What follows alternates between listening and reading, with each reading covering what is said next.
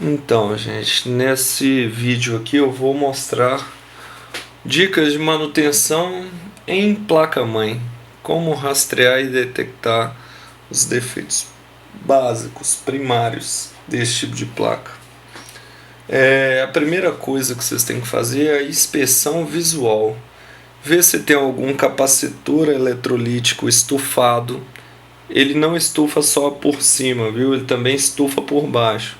Então você tem que pegar a placa, virar ela e ver se o capacitor está estufado por baixo. Capacitor cerâmico também costuma fechar curto. O cerâmico, no caso, é esse tipo de capacitor aqui, ó. Aqui. Esse tipo de capacitor aqui. Aí ele costuma ficar preto. Verificar se tem algum pino amassado aqui no soquete do processador, porque isso também não permite dar vídeo.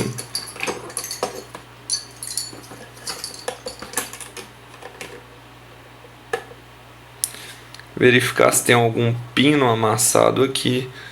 Logicamente não tem nenhum, mas se ocorrer e ter algum pino amassado, vocês devem usar uma pinça mais fina que essa, bem mais fina, com a ponta fina para poder desamassar, ou esse tipo de ferramenta aqui que você acha em loja que fornece aquelas pinças para dentista.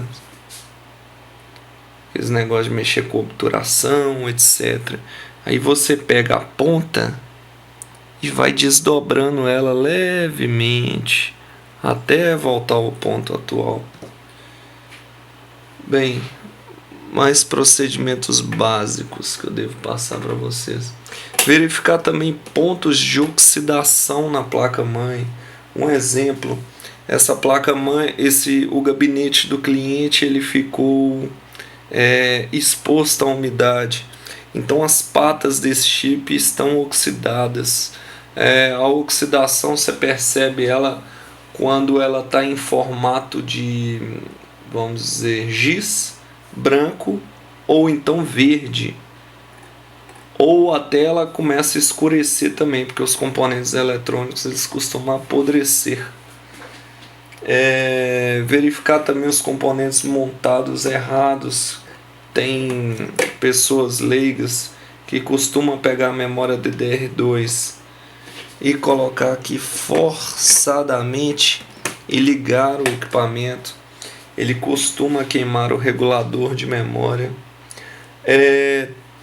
Testar a fonte, verificar se ela está saindo todas as alimentações, que no caso do desktop são 12 volts, 5 volts e 3.3 volts, pois a fonte pode ser uma grande vilã.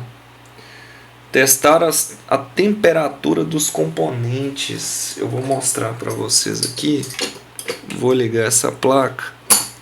Fonte de teste, gente, eu sempre aconselho uma fonte com chave de liga e desliga atrás dela. Por quê?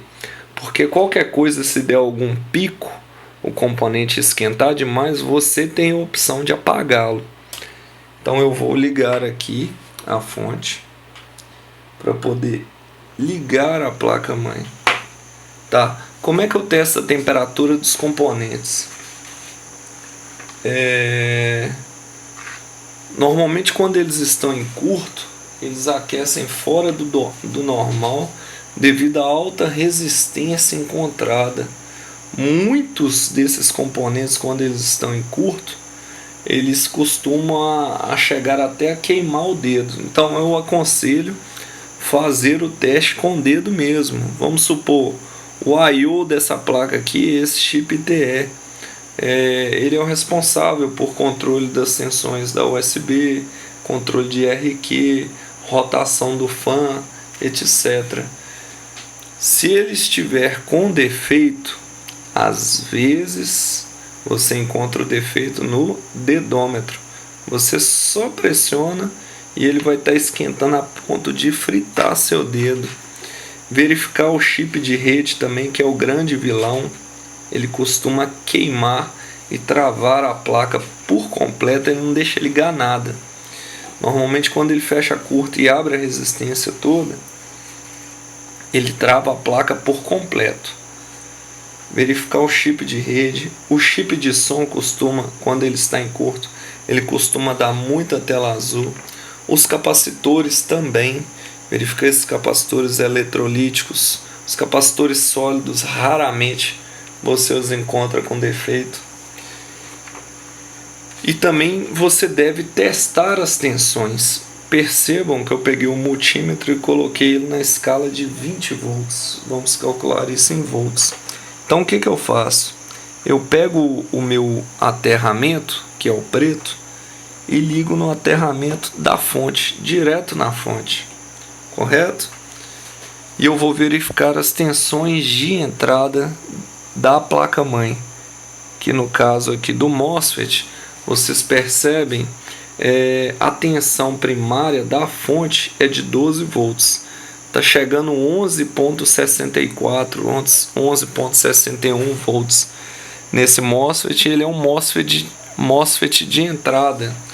Você também pode testá-lo com a máquina desligada em escala de continuidade.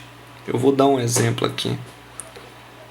Se você medir e a resistência estiver baixa, no caso, ele apitar, quer dizer que esse regulador de entrada está ruim e a máquina não vai ligar. Isso é um dos procedimentos padrões que você deve adotar. Entendeu? Nós também temos problema na BGA. A BGA é um chip que fica aqui, ó, debaixo desse dissipador de calor. Deixa eu remover aqui para vocês poderem ter um entendimento melhor.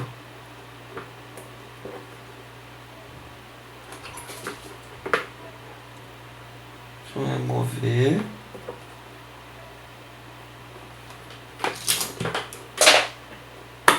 Pronto. Essa daqui está fixada. Pronto, remover.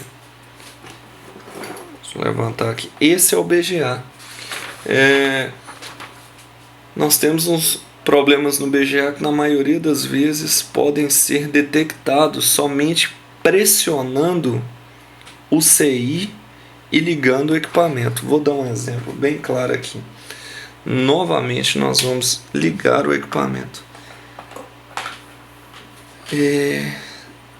Vamos supor, ele liga e não dá vídeo. Você pressionou, ele não aquece. Você pôs o dedo, ele não aquece. Então você pressiona e liga a placa-mãe. Vou colocar o meu multímetro novamente na escala de 20. Você liga a placa-mãe. Se ela dá vídeo, é problema no BGA. Entendeu? Todas as placas-mães dão conserto. Algumas é que não compensa o conserto, tipo fazer rebaile nesse tipo de placa-mãe. No caso aqui, esse tipo de rebaile eu cobro R$200 porque dá muito trabalho. Então compensa normalmente o cliente comprar uma outra placa do que fazer o BGA desse tipo de placa. Normalmente os clientes aceitam fazer o BGA quando a placa excede o valor de R$800. Nesse caso aqui é uma placa-mãe baratinha, no valor de 140. Então compensa você comprar outro tipo de modelo ou então um modelo similar por um valor mais barato.